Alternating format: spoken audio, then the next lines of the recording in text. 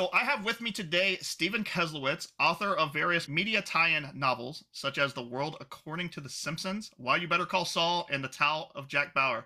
So thank you for joining me today, Stephen. Thanks for having me.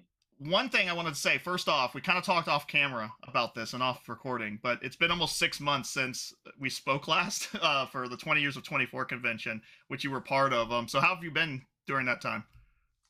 Good, excellent. Seems like the world is opening back up a little bit, so no, things are good. Yeah, yeah, things are I, good. yeah, things aren't as exciting. Like that day was so exciting to me, and then now it's like 6 months. It's like, oh, we're back to the real world of just everything. So today we're going to talk a little bit about some of the novels that you've come out with. You've written various media tie-in novels, kind of examining the worlds of these characters more so than like them being actual fiction, which I think is really fascinating. I picked up, for example, The Tao of Jack Bauer. I picked that up the day it launched when it first came out. I remember reading about it and I'm like, oh man, this is kind of cool. This is different. And we'll get into that later in the conversation. But I wanted to start off with Better Call Saul. Everybody knows the sixth and final season of Better Call Saul just premiered this past week. I think it was like April 18th it launched. Stephen wrote a novel called Why You Better Call Saul. The tagline reads, "What our favorite TV lawyer says about life, love, and scheming your way to acquittal and a large cash payout," which is awesome. Now, me personally, I'll be honest with you. I don't know a lot about Breaking Bad and Better Call Saul, and I plan on doing like a binge watch, especially with this being the final season. And I've heard there's some tie-ins going to be with Breaking Bad and stuff. So I was like, okay, I really need to get to watching this series. I've heard nothing but great things about it. So, my first question, Stephen, how are you liking the new season of Better Call Saul? We'll just start off just casual. And how do you feel about it? It's excellent. I think it's continuing on, in sort of its slow, intentional pace. And what's excellent about Better Call Saul is that we know where a lot of these characters end up in Breaking Bad. It's a prequel, but it's really about the story of how they get there and character development and seeing characters change and transform. So if you think back to Breaking Bad, really, Walter White, he was a chemistry teacher, and he talked at the beginning. This was really foreshadowing what the series would be about. How chemistry is the study of transformation, of change, and you see Walter White in that show, and I talk about this a lot in the book. Whether he actually changes or whether something was awakened within him, and you see the same thing with Saul Goodman in Better Call Saul. I'm actually a practicing attorney, so for me to see a lawyer who sort of started off as, he certainly had his demons, but he was essentially a normal lawyer, and he became sort of this soulless, vacuous individual in Breaking Bad, and that backstory of how he becomes there, that is was fascinating to me. That's awesome, and I was going to get into that of you being a practicing attorney. I'm pretty sure that that probably had a lot to why you love that character so much, because I'm sure your life probably isn't as exciting as his. I would hope not, because I've seen scenes and stuff. Um, Yeah. is there anything that has excited you as to what Saul has done or seen? Like, I'm going to assume there's nothing that you can relate to as far as that. But Nothing I can relate to. So my wife got me interested in Breaking Bad, and she told me about the character Saul Goodman. She said, "Oh, look, you have to watch this guy. It's interesting." And in Breaking Bad, there wasn't much to him. He was sort of the comic relief. In Saul, I can't relate to things that he's done or things that he's seen, but I will tell you, I mean, in my own practice, I have at times, rare times, but at times, dealt with lawyers who have done unethical things. Nothing on that scale, of course, but it's there are a lot of rules that govern attorney conduct. So one of the chapters in my book talks about that. What are the ethical and legal considerations? So, for example, Saul's advertisements. Well, it used to be the case, his billboards and all the tacky stuff. It used to be the case that that was totally illegal. And then there was a Supreme Court case that said, no, it's legal. And the reason is, lawyers, before that case, the idea was that we're beyond the tackiness, right? We're this profession and we want to go above and beyond that. And look, there's some element of truth to that. I think that it's probably overdone. I mean, lawyers are also out to make money, just like other business people. And Saul is sort of the tackiest example of all of it. So to see his ads, and I analyzed each of them to see whether they'd qualify as, protected under the law and free speech and all of that, and also his interactions with clients. Mhm. There's a lot of intricacies with, there's a couple on Better Call Saul called the Kettlemans, and they're his clients who do a bunch of things wrong, and they're switching attorneys between him and another attorney, Kim Wexler. And there's a lot of conversations that the attorneys have with each other, with the clients, without them there, with them there, all sorts of different things. And as I was writing the book, I was, jotting down the quotes and the lines and going through the ethical rules. And, speaking to the writers of Better Call Saul, that was all intentional, right? They're wanting attorneys to pick up on, oh, that was an interesting sort of wrinkle, and the whether or not this is permitted is not so clear. So, obviously the stuff that Saul does wrong in terms of money laundering and drug dealing and all of that, is obviously beyond the pale, of course. But Right. there are closer calls. And the other really interesting part is, Saul is a good attorney. Jimmy McGill is a good attorney in terms of zealous advocacy. Lawyers they have a commitment to the bar to be zealous advocates for their clients. He does that, and whether he goes beyond that at times, of course, he crosses boundaries he shouldn't be crossing, but there is a line that does get blurred. So it's a complex show on many levels, and I think from a legal perspective it's also pretty complex and interesting. Yeah, everything I've seen from the show, like I said, I've only seen a little bit of Breaking Bad, and Better Call Saul I know is a prequel to Breaking Bad, but I definitely want to kind of watch Breaking Bad first just to kind of learn the character before I go into it, instead of doing the backwards way, but kind of like the Star Wars trilogy, whether you want to watch it in release order or not. But I'm more into yeah, kind of watching it the way it was released, because that was the way it was intended to be viewed in the first place. But yeah, no, I'm definitely going to check that out. On your website, stephenkeslowitz.com, I was kind of perusing some stuff on there, and I saw that you actually were able to experience attending the third season red carpet premiere of Better Call Saul. Was there any cool stories you have from that, or how was it meeting the cast and crew? Yeah, look, it's one of those experiences you don't forget. It was excellent. I've had lunch with a bunch of the cast and crew and different conversations and different meetings. But the best part of that night, I mean, I was in a room, the after party with Vince Gilligan, and he and I were speaking for about 45 minutes, just one on one. And what was so amazing to me is he was introducing me to other people. So people would come up to Vince Gilligan, the genius creator of the greatest shows ever, and of course they wanted to talk to him. And he said, "Oh, this is Steven, an attorney." I'm like looking at him like, they don't want to talk to me. They want to talk to you. But he was, I told him a little bit about myself, and he was recounting the details to everybody, and that I couldn't believe it. And all these great directors and writers and actors, everybody's coming up to him, and I was involved in all these conversations, so that was a lot of fun. And then what was really rewarding is actually sent Vince and the writers and the cast copies of my book, and I get a letter in the mail from Vince Gilligan, a handwritten letter on Better Call Saul letterhead. And he wrote, "Dear Stephen, I started reading your wonderful book. We're honored you wrote this, and great meeting you, and keep up the great work." That was something that I treasure, and that he took the time to sort of do that. But he is such a humble, creative genius. You would not think he is the person behind all this, the brilliance, and just great person, great atmosphere that night. You're sitting in the theater watching the first show with Bob Odenkirk is right in front of you, and you go to the bathroom and Jonathan Right. Banks is there. It's like that kind of a night. So it was a lot of fun. Yeah, it's cool too when you have those cool experiences with meeting like your heroes or the people that you are writing about. Sometimes it's like, well, man, I don't want a bad experience because what if this guy's a jerk to me, and it's going to change my whole, and I've been fortunate in all of my interactions with like celebrities and people that I've met. Like I've met Kiefer Sutherland a couple times. I've met various, and they've all been just great people. All of them have been very humbling and very Howard Gordon, for example, from 24. I met him, and he sent me a personalized script from the final season just because I made the effort to come meet him for a book signing, and he didn't have to do that. That was just on his own, and that's always a cool experience when you get to kind of have that with your heroes or the people that you look up to. To pivot a little bit, I found it interesting just how many appearances and times you have been asked to talk about The Simpsons.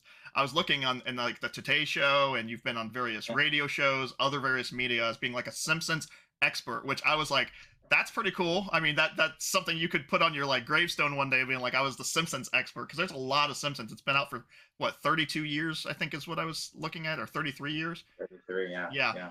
And it's what made it about The Simpsons that's like the show that you really wanted to start like your writing career, basically. Yeah, you're right. That was my first book. It was really just me and my friends in high school. Like so many, thousands of other kids were sort of talking about, The Simpsons. I remember being in band, and we would talk about that during our break. And I got to college, and I guess I watched so much Simpsons that the concepts were coming up in my head while I was in political science. And what I would do is I would make some reference in class in my papers to something that happened on the show, and I started sort of putting in essays. And then someone asked me if I wanted to write something for the school newspaper, wrote an article about The Simpsons. And then I realized I have a lot more to write. So I sort of combined the interest I had in writing and The Simpsons.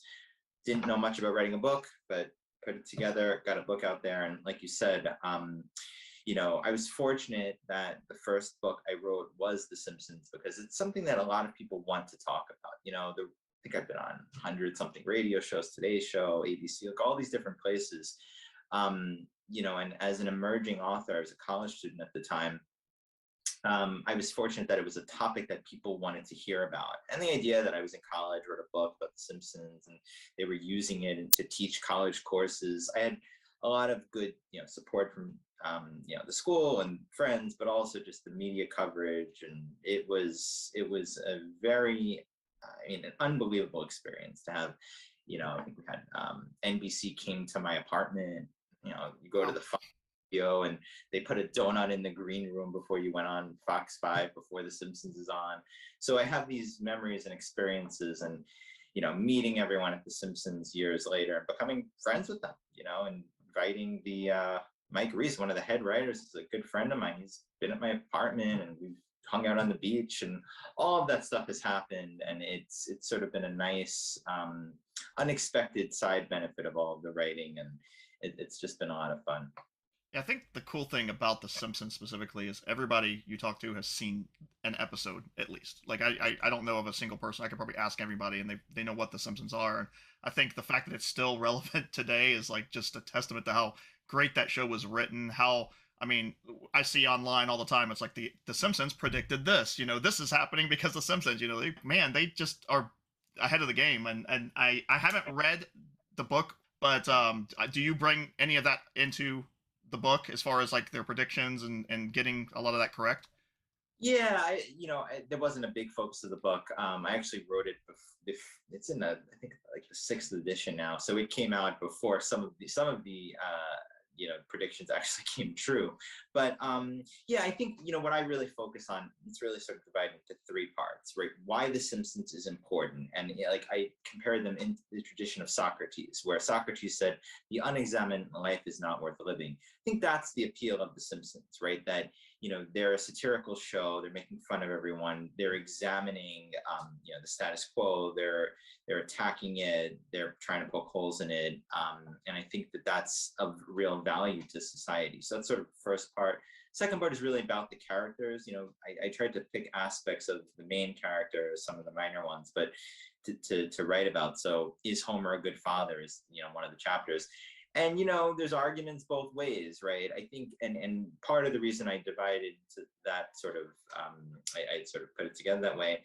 The Simpsons is a deeper show than it seems on the surface, right? People don't think Homer's a good father, but he is in some ways, right? There are some good elements to this. People think it's a show that is anti-religion, anti-family. Meanwhile, it's probably they're one of the only families on TV that goes to church every Sunday. They start every show sitting on the couch together, right? So when The Simpsons was controversial and being banned from schools and all this stuff in the early '90s, I think that was very superficial. I think I and probably you, probably, many people grew up on The Simpsons as being a big part of the culture. It's a place where people get their news from. It was sort of maybe it was the Twitter of its day, right? It was a place where people went to, it was sort of a springboard. I viewed as a springboard for discussion and analyzing ideas. And I think that was, a very critical part of it. And the third part of the book, the most like substantive, is going through the actual issues. So, the composition of the nuclear family, American exceptionalism, celebrity culture, gun control, the different issues that they tackle over the years. I think that helps it stay relevant. It helps it stay mainstream. Whenever there's something to comment on politically, socially, The Simpsons is there to comment on it. And it's put together by brilliant people, and it just has worked for so long, and it's been a big part of my life just through the writing and enjoying the show. But I think it's I'm very fortunate to have picked that as my first topic. Yeah, absolutely. I mean, and again, if we were talking about Homer being a bad father, he's a better father than Peter Griffin. That's definitely for sure. So, and it's a much deeper show than Family Guy, right? People get into debate about which is better and all that. Obviously, The Simpsons being the precursor to all these other shows, but also it's and really, I did this, I think, with every book, probably except for the Black Mirror book. What I did with as I'm choosing shows to write about, I do look for character development. You think of Jack Bauer, Homer Simpson, Saul Goodman. The character development, I think, is, from my perspective, an important aspect of when you're choosing sort of a topic to write about. There's a lot of sort of substance and meat there to dissect, and that was one of the purposes of doing all this writing.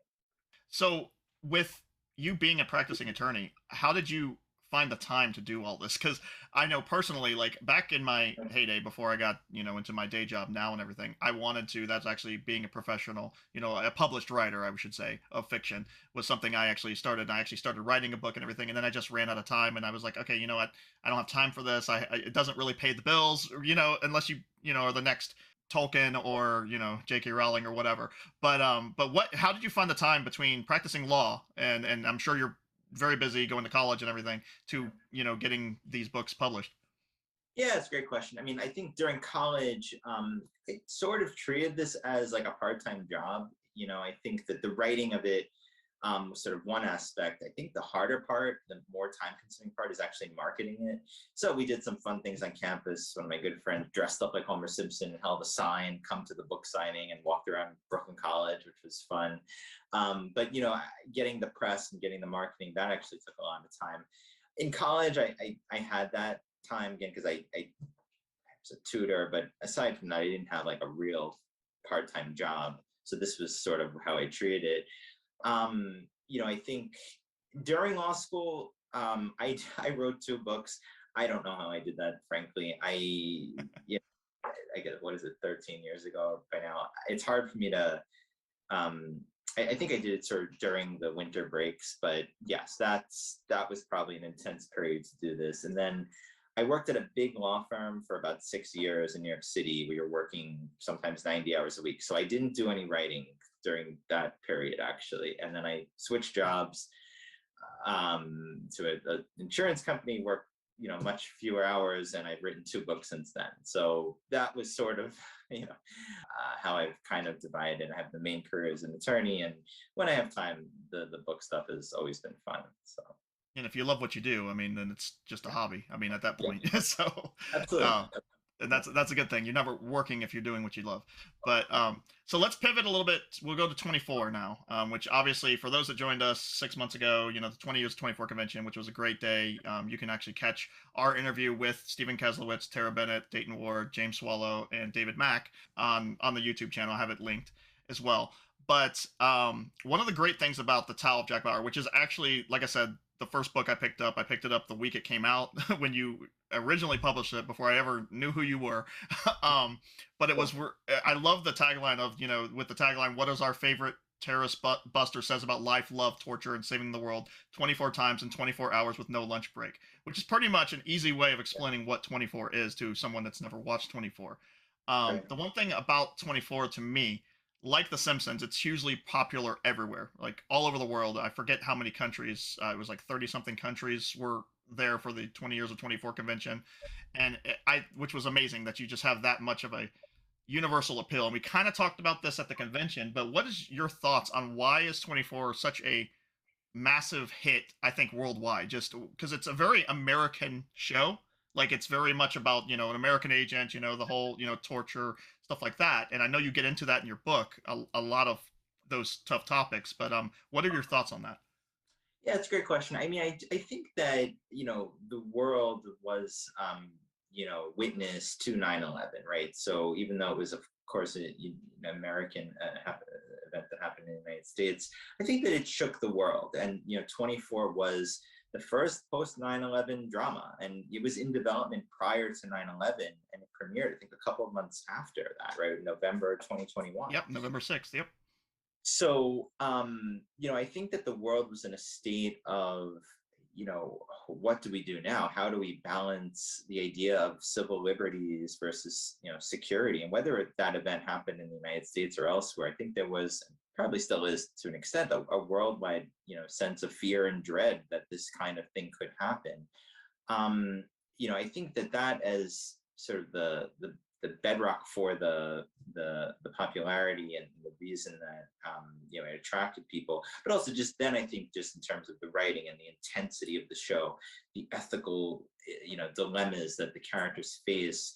I think it was very entertaining. It is the first it was the first real depiction on a mainstream level of torture.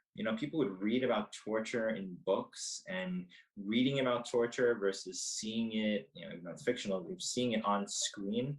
You're seeing Jack Bauer get tortured, you're seeing him torture other people.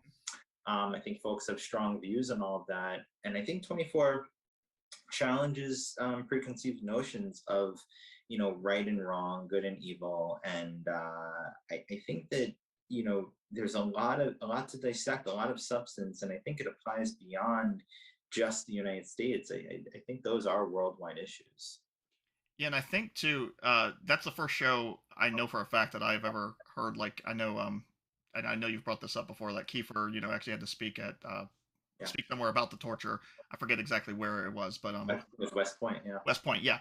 And yeah. and I've never seen a show that actually had those kind of like social, like where it just got those conversations rolling. I mean, it's the first show I ever binge watched. I'll be honest, it was something that I've never um, thought about doing because it was before the streaming days. It was you had to buy the season on DVD, but I remember buying it, watching it in 2 days. It was like, oh my god, this show's like the best thing I've ever watched. When did you start watching 24? I started kind of season two and went. I mean, I watched season one before season two, but I didn't watch season one live. When did you start watching it? So I also have a weird sort of story about that. I think the first episode that I saw was Brian Chappelle getting shot in the head by Jack Bauer, and I was like, "This is nuts." I don't even know these characters. I just put it on and saw it. So I watched that was season three. I watched that to the end of season three, which was weird because I didn't have the background. Then I went back. I wanted to get, you said, as the DVDs. I wanted to see season one, but I read a spoiler about Nina Myers, and I was like, now it's not worth watching. So I watched season two, and then I loved it so much, and season four wasn't out yet. I'm like, of course I'm gonna go watch season one. So I watched the end of season three, then I watched season two, then season one, and then I think I watched the rest, the beginning part of season three, and then from four to the end, I watched in order. But it was a screwed up way to watch it. So Hey, at least you got to watch it. Yeah, I was gonna say I'm fortunate that I got into it when I did because if I would have watched it out of order, I would have been mad at myself and had to go back and do it. But and I'm still hoping. I know and kind of to go into our next topic with. I know Kiefer has recently made comments saying that he feels Jack Bauer's story is unresolved, and that he'd be open to coming back if there is a story to tell. What are your thoughts on that? Do you think because me personally, I know he's said in the past, and you've analyzed 24 more than I have, even from writing the book and everything. But do you think 24 has more life in it? And also to kind of piggyback on that question, do you think the character of Jack Bauer is more essential to 24 or the time element, like the real time? Because I know they've stated that they think the show could continue without him. They tried it with 24 Legacy, but Me personally, I love the time aspect. I think having real time is just that's what made the show what it was. But I think it was just a perfect storm of everybody. But what are your thoughts on those topics? Yeah, I agree with everything that you said. I think that the issue with the ending of 24 is that it's a difficult show to end, right? Because, and I think Kiefer said something like this before. You can't really have him. I mean, go off and be happy in the sunset, because that's not what the show is. You don't want to have him die. That's pretty depressing. And leaving him off, the way they did in Russia, it definitely left, a lot to be desired, because it's unfulfilling to see that happen. So I think it's a complicated, sort of show to end. I think there's absolutely more life to it if they wanted to. I mean, I think there's great writing, great characters. I couldn't get enough of Jack Bauer. I think certainly love to see that show come back. Having different characters.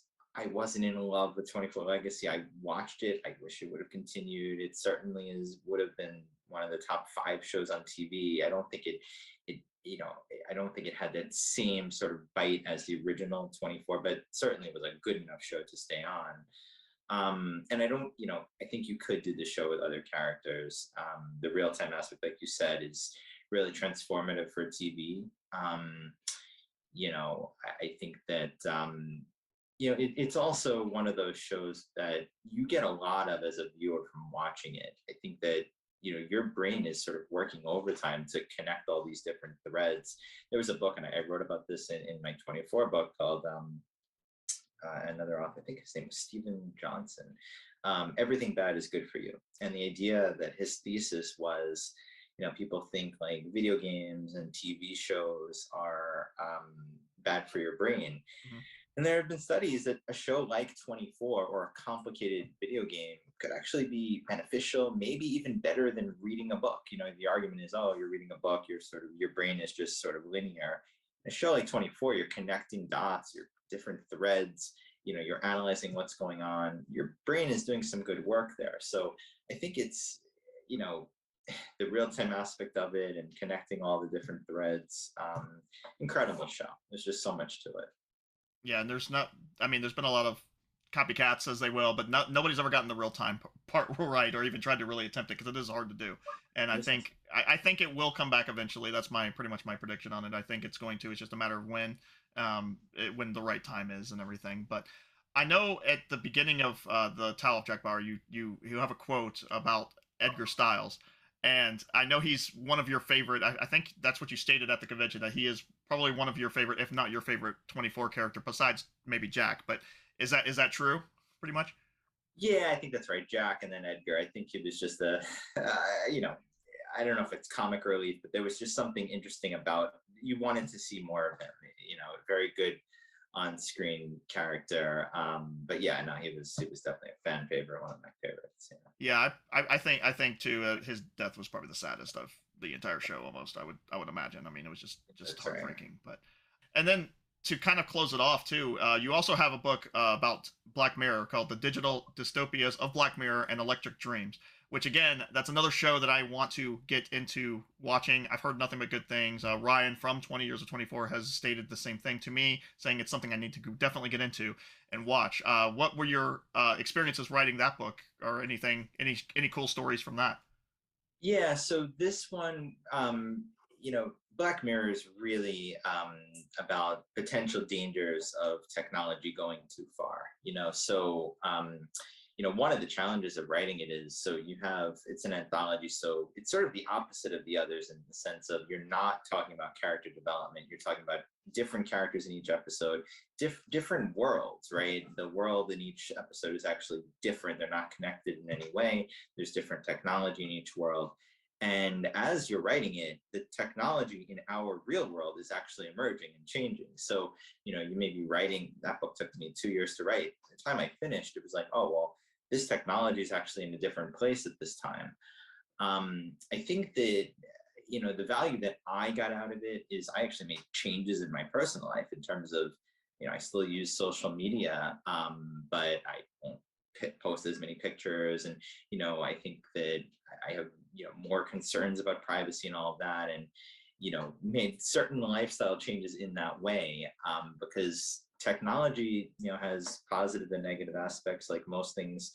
But you know, I think that, we have to be cognizant of what the technology developers are putting out there. And I think Black Mirror highlights that in a very dark way.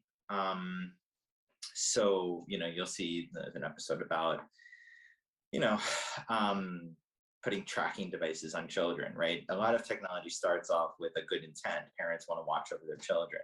Well, what if that technology gets hacked? Or what if it has the opposite result? If the child finds out about it and resists, they'll actually break the device and run away from you, and then you lose the connection. So a lot of times technology will have the opposite of the intended effect, and those unintended consequences, I think, is one of the themes of that show. And I related Black Mirror back to the Twilight Zone. People consider it sort of the modern Twilight Zone, the technology. And I think I referenced like 90 different Twilight Zone episodes in the book, something like that. And a lot of them, were the old Twilight Zone, were dealing with technology. There was an episode called The Brain Center at Whipple's, and this was about a company that was replacing its workers with machines, with robots. And the twist at the end was that the CEO, the one making all those decisions, of course, it was himself replaced by a robot. And an excellent satirical episode commentary. And Black Mirror is sort of the modern interpretation of all of that, and how this has gone and how it's continuing to sort of go in some ways astray. You think about, there was an episode called Nosedive of Black Mirror, and this was about folks basically pointing their phones at each other and giving each other scores about different things, their appearance, and how socially attractive they were, just in different sort of elements. Right. And on your score, you were not able to go on certain flights. You were banned from flying, or you were banned from doing certain things. This is going on in the real world. I mean, Venezuela and China have social credit systems. Even in the United States, you think of Yelp, right, where you're, or even, judging or, grading Uber drivers, right? There's some legitimate intent behind it, but, you're essentially taking like a financial credit idea where there's actual, merit to understanding people's finances for getting a loan, and you're applying that more broadly throughout society and placing restrictions on what people can do. And that's such a scary idea. So Black Mirror, I think, highlights all of that sort of stuff perfectly. And there's so many episodes that deal with it. And the other show is Electric Dreams, which is similar in some respects, a little bit less focused on technology, but also just showing different how different really science fiction could becoming reality and potential unintended consequences. So complicated book to write, a lot of different themes, pretty dark shows, and I kind of wanted to tackle all of that. And as my background is actually as an intellectual property and technology attorney, so I see some of these technologies in practice, and it was interesting to me to see interpretations of how this could go too far. So it was fascinating, actually, a very good learning experience. Was that your longest from start to finish? Like you said, 2 years it took you to write it. Was that pretty much your longest book, or? Yes, that one and Better Call Saul both took about the same amount of time. The others took much less. And look, that's also, it partly just based on my schedule and all of that, and working with editors. Like, there's all different sort of scheduling, different aspects to it. But yeah, I think that book and the Better Call Saul book were probably the most challenging and rewarding to write. I think that they're deeper, and I think as all of us, as we get older, sort of grow and learn more, there's more to think about, more to write about. So I think that there's a lot of complexity that I was picking up on that took a lot of time to write. So yeah, those two books. Yeah, I'll definitely have to check out Black Mirror. I watched the movie, the one that was like the Choose Your Own Adventure about Yeah. the video game. I watched that because I'm, into video games and stuff, and I thought it was a cool, Yeah. take on it. And I saw all the endings. I made sure I went and did all the Easter eggs and stuff like that, and I loved it. I did like that. So hearing, more about it, the anthology aspect of it, I'm definitely gonna have to check that out as well because I'm always looking for something new to watch. So Excellent. Yeah, the movie was good, and I think that yeah, there are some of those episodes that are just so biting. Like the commentary is so on, and you can think of it from political perspectives, and there's just a lot. There's a lot there to think about. thank you so much for joining me today inside the bunker, Stephen. Is there anything new you're working on? Is there anything you want to promote that's coming out, or anything that you're doing? Nothing at the moment. I'm always looking for the next TV show, and time permitting, I'd want to write more in the future. But no, at this point, just kind of talking about these TV shows has been on podcasts like this. This has been actually fun, a lot of fun. But yeah, not writing anything right now, but continuing to see what's out there. Yeah, it's been a blast. Yeah, anytime you want to come on, talk some 24 if we're ever doing, if it ever comes back, if you want to do like a weekly analysis or something, we'll figure something out. But, yeah, you can go to stephenkeslowitz.com to see all the information about anything we talked about or that you're watching today. Also, too, Amazon, I'm assuming Amazon.com pretty much has all of these books still available that you can Yeah, order them on Kindle or on, paperback. absolutely. So thank you so much, Stephen, again for joining me. Thanks so much, Keith. Appreciate Awesome. it.